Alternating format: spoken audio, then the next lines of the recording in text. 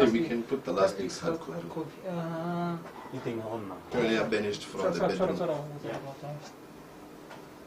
Hey, anyway, continue. Hey, well, so now she wants to retract that accusation that she had made, right? And this is the critical bit for it. Thank you, let me look for it. The reaction, yeah. Microsoft. Yeah, okay, yeah, look. And then you switch it on again. So I have to put in for them to switch it on. The reaction, yeah, my call, like a worry. This lady, what I love with that, tell this to magistrate, or I lower not like it and not like it. I can say, so the idea is when she is displaying symptoms of somebody who is traumatized by abuse, the reaction Yama Polisi and the rest of society is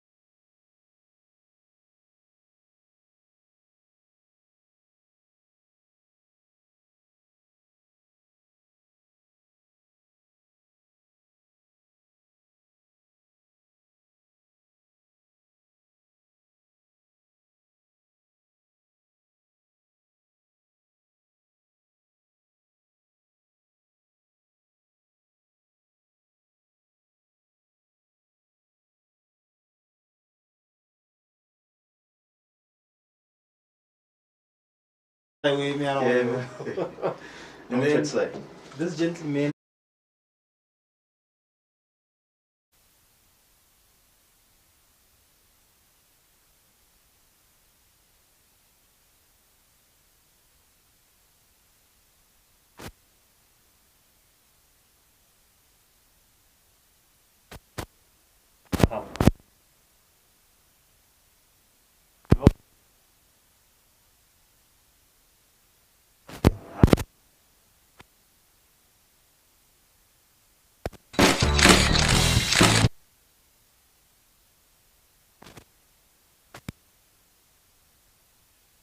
just yeah, minimize. just Just around minimize. here. The movements will be Yeah.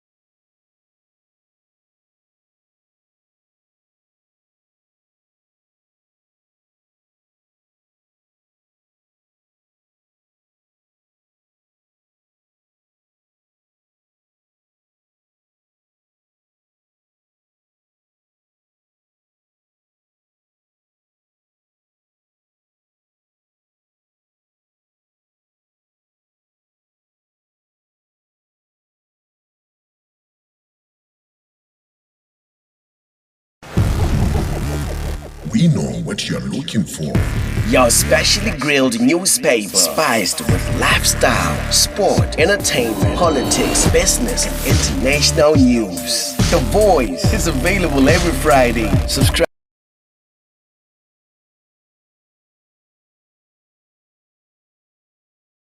now. The Voice.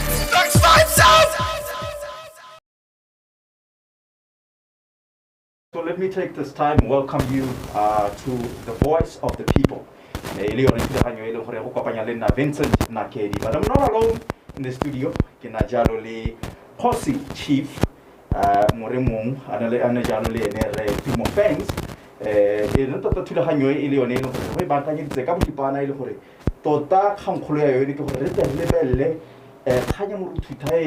Agenda-based violence. Gone gore mme gone ha re bona di case le kana kana dintsi di amagoletsa batho gona ha re bona tlhagiso ya gore bangwe ba di victims ba na le go withdraw di charges. What is government to do about this? Which is why I'm here with these two gentlemen. We are going to be holding a very interesting discussion. Chief, what do you think government should be doing? To begin with, or rather before I proceed on forward, Reboni Jalo more the Voice Facebook page, rather from the website. There was a rape victim withdraw the charge against boyfriend. The boyfriend later on, as that's what about police. This victim to line the charges too. Guess on a story selling deliberate this discussion. Me, Tumo Fangz. Rather before that, let me welcome both of you gentlemen. And Mr. Tumo Fangz, thank you, right? So gender-based violence, the case study in Tita. The withdrawal from the Baba going for Molau. Warrenka Kanyi.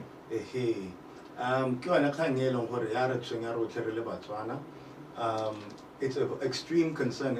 The case women keep being abused and killed by men in Botswana. And then and the court, how do they try and deal with this problem? The incident case in shocking violated to that extent. I withdraw the charges that thing.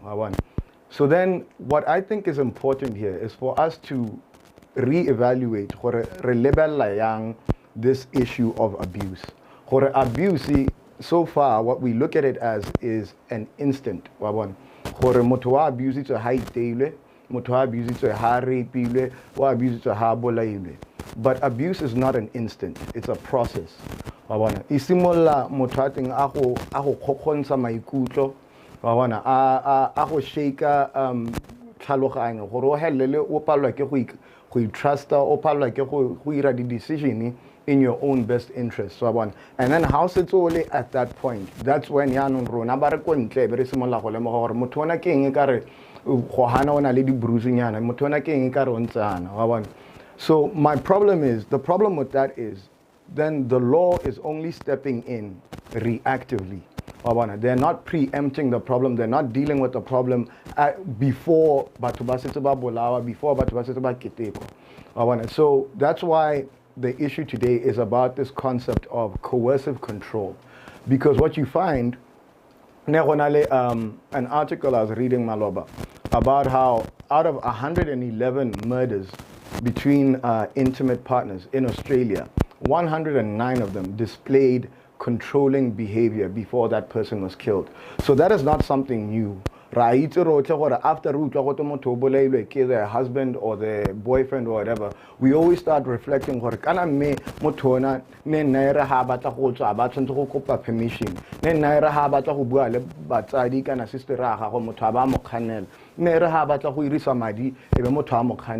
All of these things, financial control, control of movement, restricting access to somebody's children, all of these things are tools that an abusive personality uses in order to try and control you.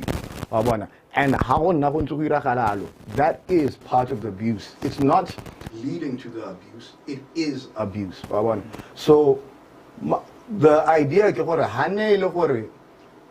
we recognize that this is a part of the abuse, and the way we approach people is different.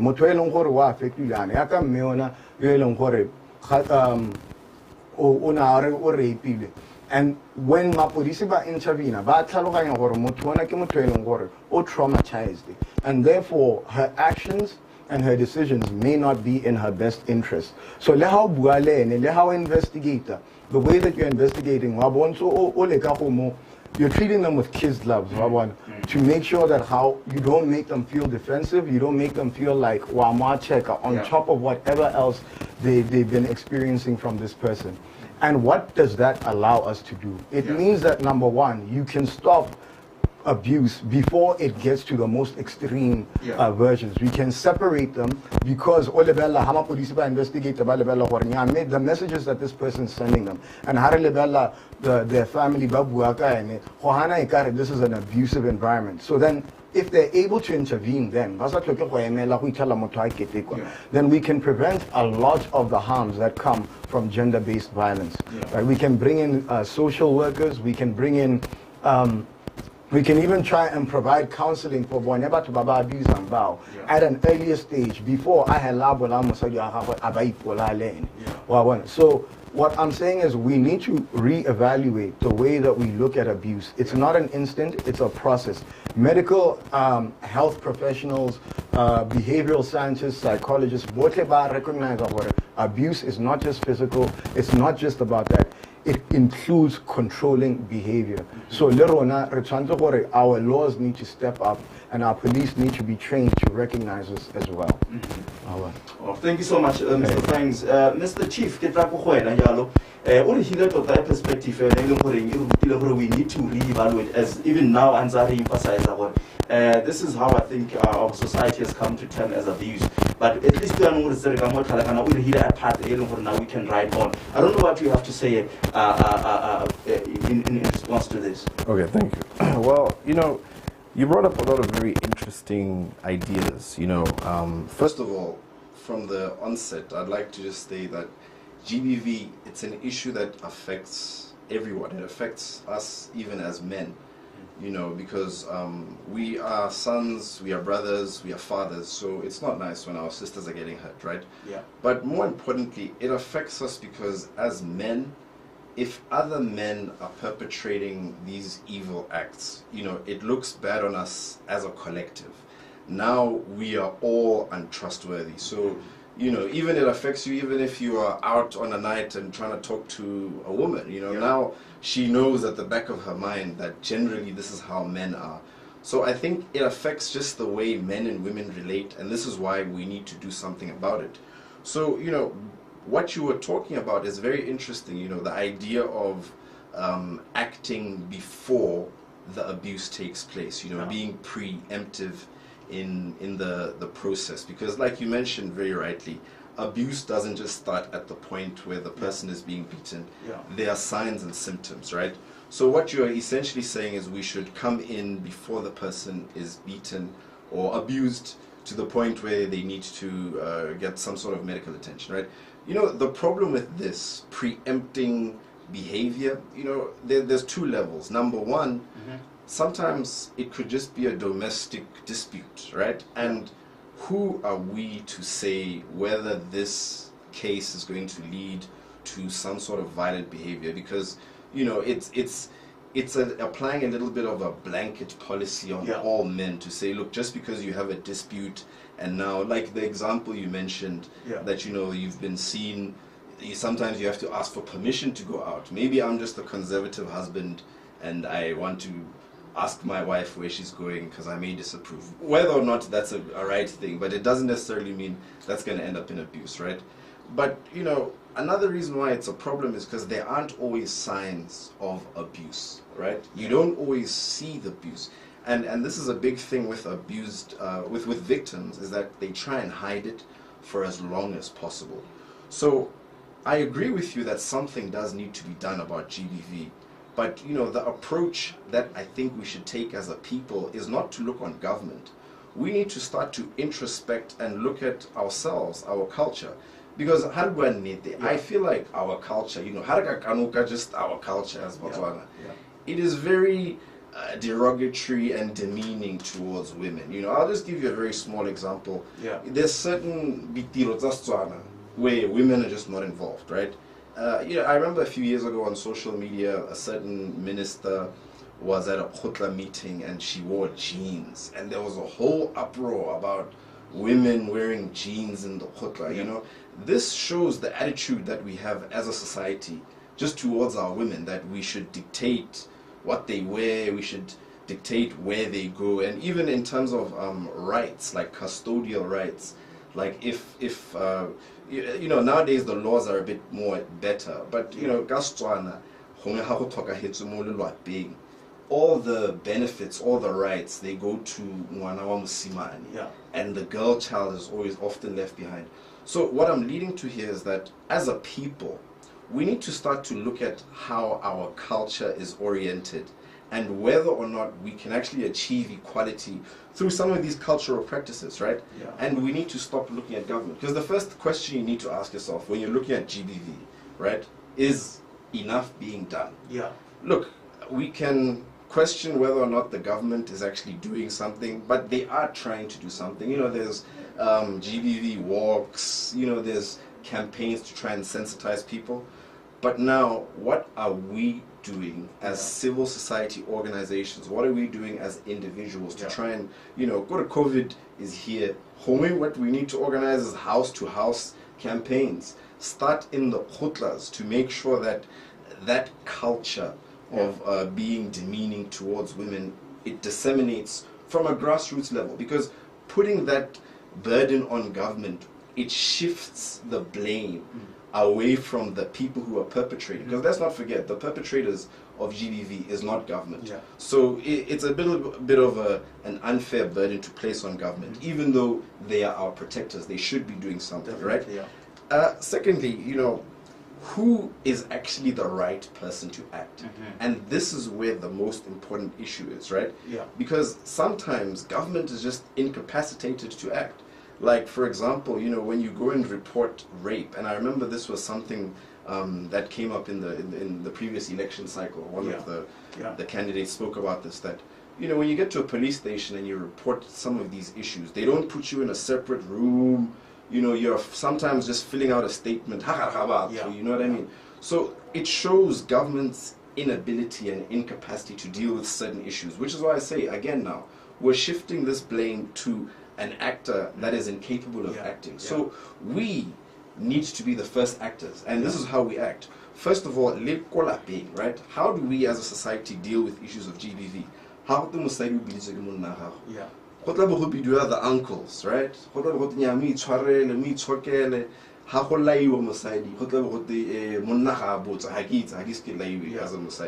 but these are the things that we hear, right?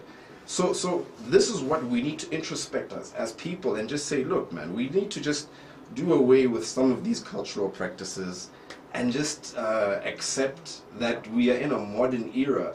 And yes, it's going to hurt a lot of people. The elders are going to say we're losing our culture now because women can wear jeans in the khutla or whatever.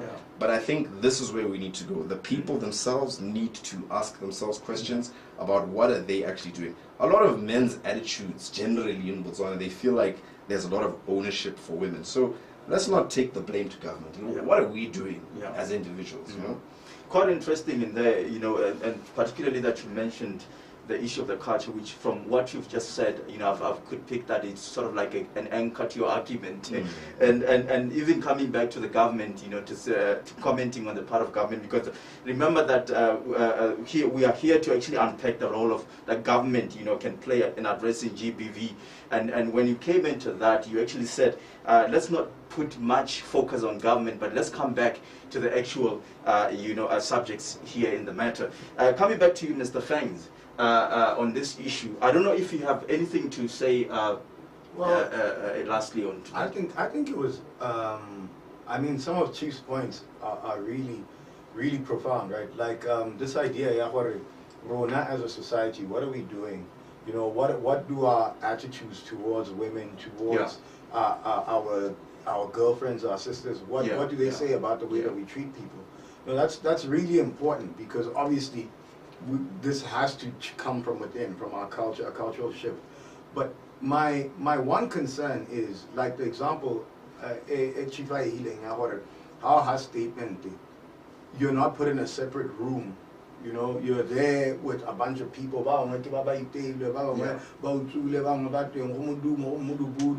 you know, and you are in this vulnerable stage. Yeah. Right? So this is what I mean, Jorge. We need a perspective change from the government, because the people by Jorge, they have the biggest ability to change our attitudes towards something as a society, is the government. The same way that the government changed our stigma towards HIV/AIDS. It came from the government. It didn't come from us deciding we're going to stop because we are superstitious, we have our biases or whatever. But the government has the ability to create a national policy and say, this is how we look at things. I mean, one of the most basic things I would think is that we should have a police station just for gender-based violence issues. So if you're a woman that's been abused or a man that's been abused, you know, I go to this police station and the police officers here are trained on how to deal with people like us. They have psychologists there, they have legal experts there that are there to deal with this sensitive issue, because how we're trying to any other type of crime. So, All right. Now, I think maybe bringing it to a close, Mutana. So as I began this, program, I did mention that it's going to be a brief discussion with these gentlemen, and I'm pretty much sure that we said it the same way. And from what Re Fangz was saying, that indeed, in as much as Re Chief, did say that government is not really the subject matter here, but he says, but there is still something that can be done, and he also alluded that culture does play a big role, and coming from him, as a male figure, it's quite a good thing, I would say. I think so. Until we meet next time, please do make it a point that you follow us, you follow our program, and please do make sure also that you leave a comment here. So until we meet next time, bye for now. Only one newspaper captures the human side of Botswana.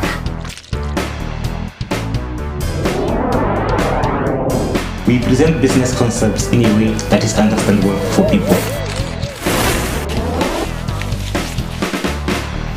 We show you what's hot and what's not. We are the best-selling newspaper with the best online presence.